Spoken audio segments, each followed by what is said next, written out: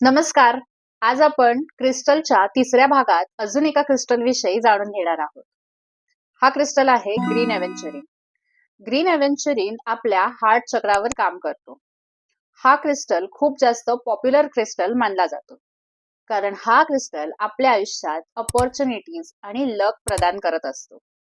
ज्यांना पण कोणत्याही कामात लक मिळत नाहीये, त्यांची कामं यशस्वीरित्या पूर्ण होत नाहीयेत. प्रत्येक कामात अडचणी येत आहेत. लकची कमी नेहमीच भासते आहे. अशा लोकांनी ग्रीन एव्हेंचुरिन जरूर वापरावा.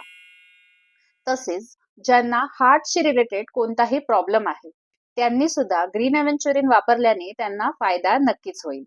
इतकेच नव्हे तर न्यूमरोलॉजिकली ज्यांच्या जन्मतारखेमध्ये 5 हा अंक मिसिंग आहे, त्यांनी तर ग्रीन एव्हेंचुरिन जरूर वापरावा.